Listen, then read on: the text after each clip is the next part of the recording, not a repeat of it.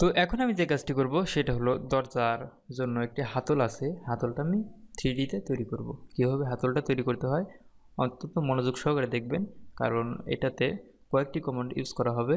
তো কমান্ডগুলো ভালোভাবে মনে রাখবেন এবং কমান্ডগুলো কীভাবে কাজ করে সেটাও ভালোভাবে দেখবেন। ডাইমেনশনে গিয়ে দেখুন এখানে একটি হাতল আছে। তো হাতলটা আমি নিজের ইচ্ছামতো তৈরি করতে পারি। তো ডাইমেনশনটা যদি আমি দেখি অ্যানাটোতে গিয়ে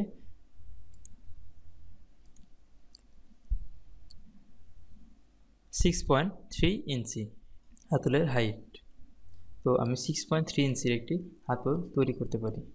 বিষয়টা অনেক মজার, দেখতে থাকুন। তো আমি আমার HW আইসোমেট্রিক ভিউয়ে চলে আসলাম। তো এবার যে কাজটা করব সেটা হলো হাতল তৈরি করব। আমি 2D ওয়ারফ্রেম মোডে গিয়ে টপ ভিউয়ে চলে আসলাম। আমি পলিলাইন দিয়ে 6.3 ইঞ্চির একটি লাইন ক্রিয়েট করলাম। সরি, এটা আমার গ্লাস লেয়ারে আছে, এই জন্য কালারটা এরকম হয়ে গেল। তো আমি আমার লেয়ার থেকে সরাসরি 3D উইন্ডোতে চলে যাই। আমাদের কালার চেঞ্জ হয়ে গেল। তো আমি যদি এটা কপি করে ওখানে পেস্ট করতে পারি, এটা সিলেক্ট কন্ট্রোল সি, এখানে কন্ট্রোল ভি লিখলে কপি হয়ে গেল। এটা যদি দেখুন সিলেক্ট করলে দেখা যাচ্ছে একটি একটি করে লাইন সিলেক্ট হচ্ছে। তো এটা আর হবে না। তো এটা করার জন্য আমরা যে কাজটা করব সেটা হলো আমি এখানে একটি p-edit কমান্ড, এখানে আমি p-edit কমান্ড ব্যবহার করব। ব্যবহার করে লাইনগুলোকে আমি জোড়া দিয়ে দেব। p-edit p-edit লিখে এন্টার প্রেস করলাম। এটা j ফর জয়েন, j লিখে এন্টার প্রেস করলাম। এখানে ক্লিক, সম্পূর্ণটুকু সিলেক্ট করলে এন্টার প্রেস করলাম। এসকেপ চেপে কমান্ড থেকে বের হয়ে চলে আসলাম। এবার দেখুন সবটুকু জয়েন্ট হয়ে গেছে। এবার যে কাজটি করব সেইটা হলো আমি একটি কাজের সুবিধার্থে এখানে দেখুন আমার সেন্টার দেখাচ্ছে। যদি সেন্টার না দেখায় আপনি একটি কাজ করবেন, কিবোর্ডের শিফট চেপে মাউসের রাইট ক্লিক করলে এখানে সেন্টার নামে একটা অপশন আছে, এখানে ক্লিক করলেই শুধুমাত্র সেন্টার দেখাবে, আর কিছুই দেখাবে না। দেখুন কোথাও কিছুই সিলেক্ট হচ্ছে না, মিড পয়েন্টও ছিল, পারপেন্ডিকুলার ছিল, কিছুই দেখাচ্ছে না, শুধুমাত্র সেন্টার দেখাচ্ছে। এখন আমরা সেন্টার থেকে একটি সার্কেল ক্রিয়েট করব। তো এখানে সার্কেল নিলাম,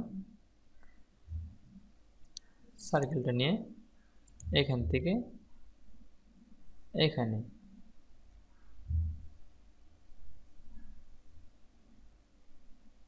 ইচ্ছা মতো একটি সার্কেল ক্রিয়েট করে নিলাম। এটা আমার গ্লাস লেয়ারে আছে, তো আমি 3D উইন্ডো লেয়ারে চলে গেলাম।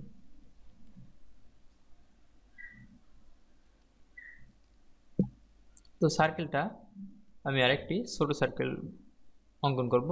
যেহেতু ছোট, একেবারেই ছোট, সেই জন্য আমি আর কোনো ডাইমেনশন দিচ্ছি না, আপনি দিতে পারেন। এখানে আরেকটি ছোট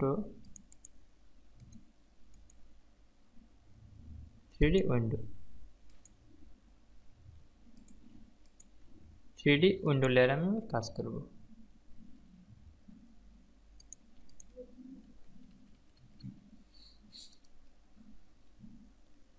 এবার আমি যে কাজটি করব সেটা হলো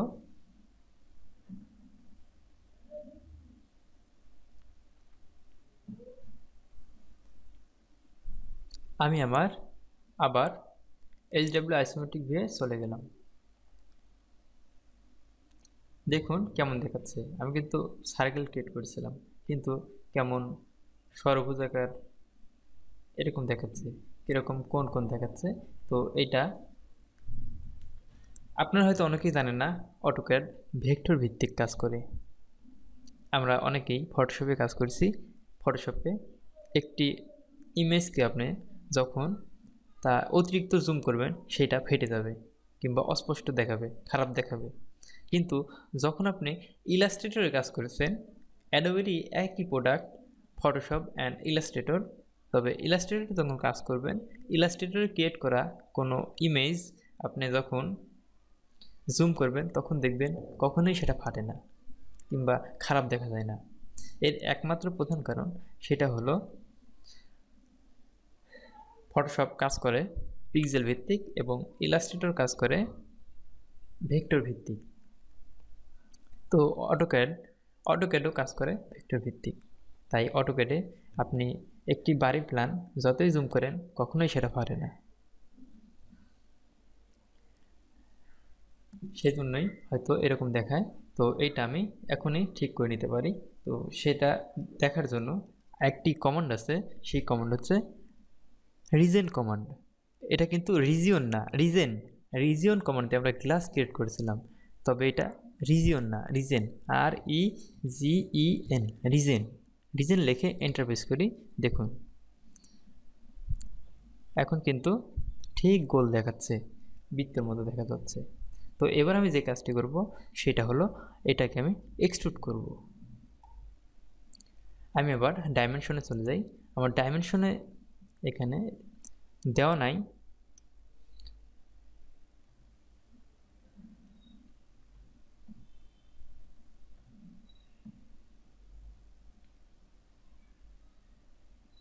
সচরাচর আমরা বাড়িতে যে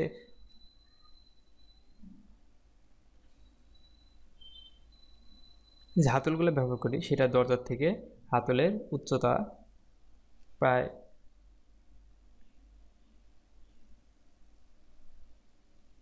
3 ইঞ্চি থেকে 4 ইঞ্চি হবে। তো আমি মন মতো এক্সট্রুড করে নিলাম। এটা এক্সট্রুড কমান্ড, এক্সট্রুড নিচের দিকে 4 লিখে এন্টার প্রেস করলাম।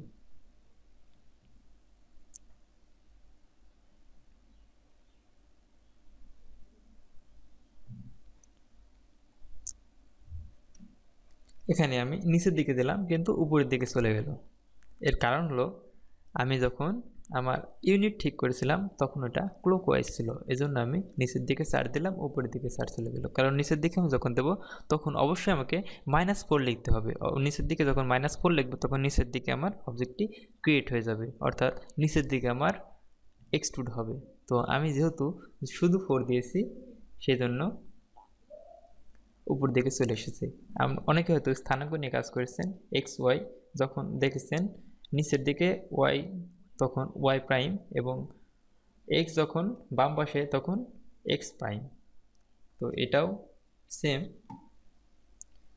তো আমার এরকমই থাক, সমস্যা নাই। Extrude command enter, extrude command দিয়ে এটা সিলেক্ট এন্টার প্রেস করলাম। এবার আমি যদি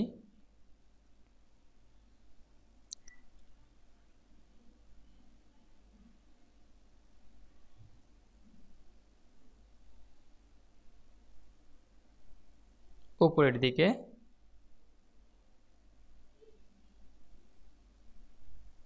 0.75 ইঞ্চি এক্সট্রুড করব, একবার আমার 0.75 ইঞ্চি এক্সট্রুড হয়ে গেল। তো এবার আমি যে কমান্ডটি ব্যবহার করব সেটা এই 3 পর্যন্ত কোনো কাজেই লাগেনি, সেটা হলো ইউনিয়ন কমান্ড। এই দুইটা 3D অবজেক্টে আমি জোড়া দিয়ে দেবো। এবার জোড়া দেওয়ার জন্য আমি ইউনিয়ন কমান্ড ব্যবহার করব। এখানে আপনার উইন্ডোতেই আছে ইউনিয়ন কমান্ড, সলিড ইউনিয়ন এটা সিলেক্ট, অবজেক্টগুলো সিলেক্ট করে এন্টার চাপলেই ইউনিয়ন হয়ে গেল। এখন দেখুন দুইটা অবজেক্ট কিন্তু আমি দুইবারে এক্সট্রুড করেছিলাম, কিন্তু এবার যদি আমি ক্রিয়েট করি দেখুন দুইটাই একই অবজেক্ট হয়ে গেল, যেটা ইউনিয়ন।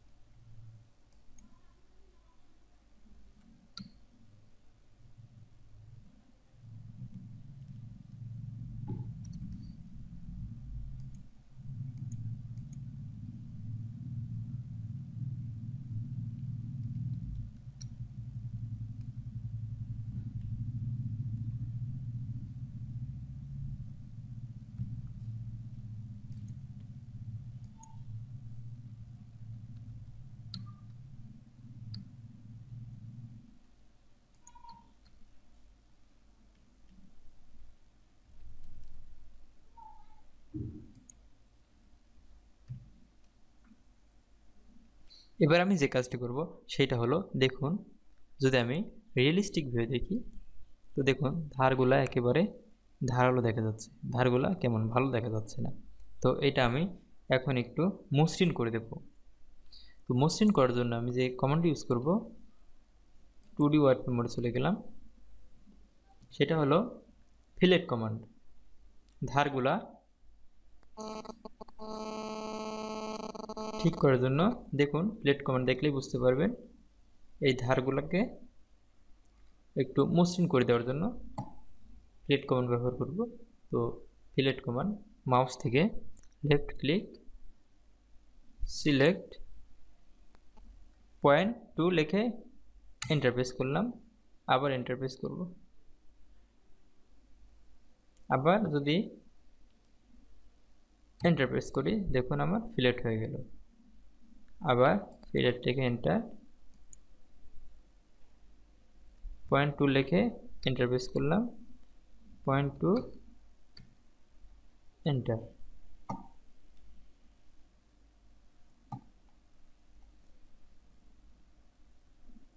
নিচের ধারটাও ওভাবেই কাজ করব।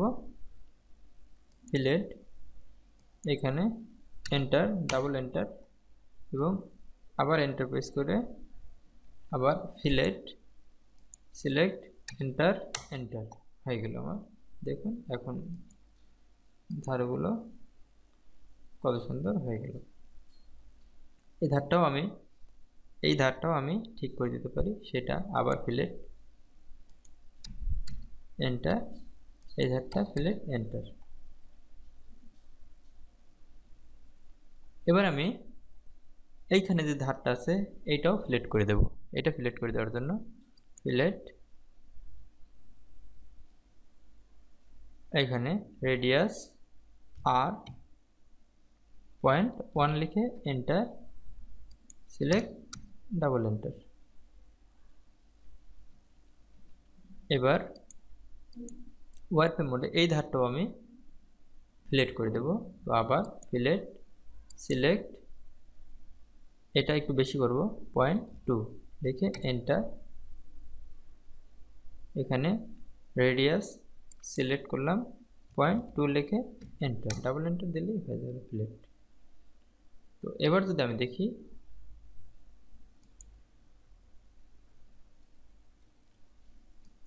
শেডেড,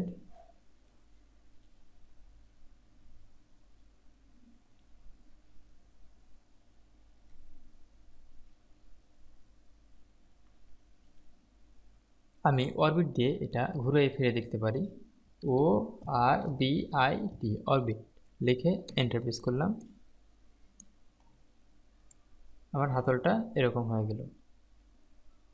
আরেকটা বিষয়, আমি মাঝে ছোট্ট একটি বৃত্ত ক্রিয়েট করেছিলাম। তো বৃত্তটা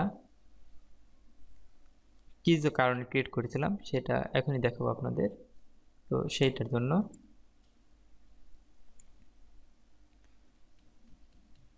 আমি আবার ওয়ারফ্রেম মোডে চলে গেলাম। ওয়ারফ্রেম মোডে যাওয়ার পরে ও R B I T, orbit লিখে এন্টার,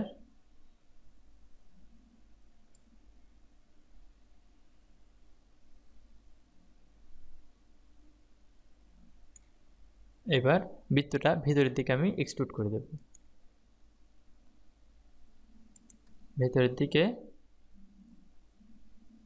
0.2 ইঞ্চি এক্সট্রুড করে দিলাম। এবার আমি যে কাজটা করব সেটা হলো subtract command. Subtract command, select object, select, enter, ভেতরটা সিলেক্ট, এন্টার। এবার যদি দেখি, shaded, O R B I T, orbit লিখে এন্টার প্রেস করলাম। দেখুন ভিতরের দিকে একটু গর্ত হয়ে গেছে। তো অরিজিনালি যে হাতলগুলো দেখা যায় বা এরকমই ভিতরের দিকে একটু গর্ত থাকে। ভিতরের দিকে এই হোলটা ক্রিয়েট করার জন্যই আমি ওইটা সার্কেলটা ক্রিয়েট করেছিলাম। তো আমাদের হোলটা ক্রিয়েট করা হয়ে গেল।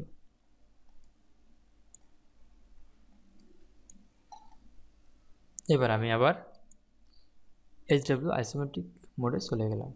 তো এটা দেখুন। এখন আমি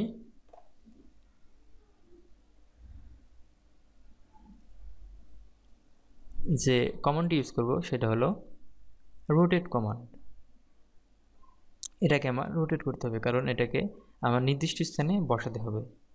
তো আমি আমার ইউসেজটা ওয়াল মোডে নিয়ে চলে গেলাম। তো এবার রোটেট করে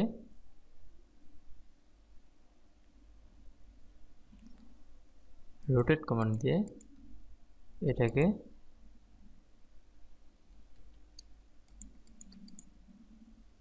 এখানে রোটেট করে দিলাম। এটা ছিল 2D রোটেট। এবার আপনাদের দেখাবো 3D রোটেট। 3D রোটেট আমাদের এখনও ব্যবহার করিনি, তো আমরা 3D রোটেট ব্যবহার করব। 3D রোটেট ব্যবহার করার জন্য এই যে এটা 3D রোটেট, দেখুন গ্লোবের মতো একটা দেখা যাচ্ছে কিছু। তো 3D রোটেট এটা মাউসের লেফট ক্লিক করে রোটেটটা সিলেক্ট করে নিলাম। এবার অবজেক্ট সিলেক্ট। এখন কিবোর্ড থেকে এন্টার প্রেস করি। অবজেক্টের যে কোনো একখানে সিলেক্ট করলাম। এবার দেখুন একটি লাল, একটি সবুজ এবং একটি বেগুনি দেখাচ্ছে, সব রিংয়ের মধ্যে দেখা যাচ্ছে। তো এটার কারণ হলো আমি যখন লালটা সিলেক্ট করব তখন সেটা জেড বরাবর রোটেট হবে। আমি যখন এই বেগুনিটা সিলেক্ট করব তখন সেটা এক্স বরাবর রোটেট হবে। আমি যদি এটা সবুজটা সিলেক্ট করি তাহলে এটা ওয়াই বরাবর রোটেট হবে। তো আমি এটা জেড বরাবর রোটেট করব। তো আমি সেজন্য লালটাই সিলেক্ট করলাম। লালটাই মাউসের লেফট ক্লিক করলাম। লেফট ক্লিক করে এটার যে কোনো একটা অংশে কিংবা বাইরে এখানে দেখুন পারপেন্ডিকুলার চলে আসছে, এইখানে সিলেক্ট। এখন যদি আমি উপরের দিকে নিয়ে যাই তাহলে জেড বরাবর রোটেট হয়ে গেল। তো দেখুন আমি এটাকে 2Dতে ক্রিয়েট করেছিলাম, তারপরে 3Dতে কনভার্ট করলাম এবং 3D রোটেট দিয়ে এটাকে জায়গায় বসানোর উপযুক্ত করলাম। তো এবার আমি যে কমান্ড ইউজ করব সেই কমান্ডটা এর আগেও আমরা ব্যবহার করেছি, সেটা হলো মুভ কমান্ড। তো মুভ কমান্ড সিলেক্ট, এটাকে সিলেক্ট করলাম, এন্টার প্রেস করে এখান থেকে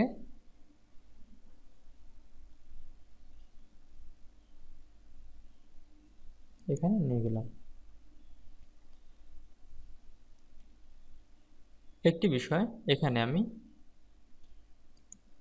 একটি রেফারেন্স লাইন ক্রিয়েট করে নিতে পারি। এখানে একটি আমি রেফারেন্স লাইন ক্রিয়েট করে নিতে পারি এখানে, এবং এখানে হাতলটা বসাবো, সেজন্য এখানে একটি রেফারেন্স লাইন ক্রিয়েট করে নিলাম।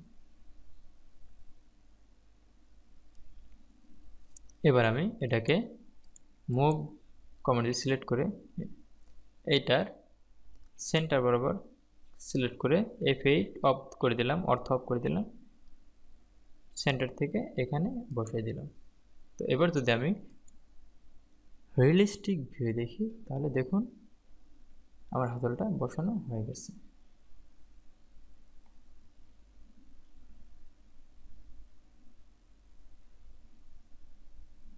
যদি আমি একটু অরবিট দিয়ে ঘোরায় ফিরে দেখি তাহলে দেখুন আমার হাতল বসানো হয়ে গেল।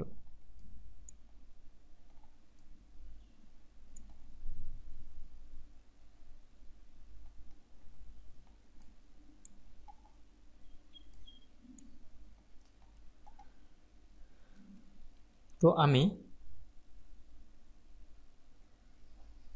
এটাকে যে রেফারেন্স লাইনটা হাতলটা বসানোর জন্য ক্রিয়েট করেছিলাম সেটা ইরেজ করে দেব। সিলেক্ট, কিবোর্ড থেকে জাস্ট ডিলিট প্রেস করলেই চলে গেল। এবার আমি ফাইলটি Ctrl+S লিখে সেভ করলাম। AutoCAD 3D house model part 4 আজ এ পর্যন্তই। এত দীর্ঘ টিউটোরিয়াল কারো যদি বুঝতে কোনো প্রকার সমস্যা থাকে সেটা অবশ্যই কমেন্টে জানাবেন, আমি সলভ করার চেষ্টা করব। আর পরবর্তী ভিডিও টিউটোরিয়াল পেতে অবশ্যই চ্যানেল সাবস্ক্রাইব করবেন। সাবস্ক্রাইব করে আমাদের সাথে থাকুন। ধন্যবাদ সবাইকে।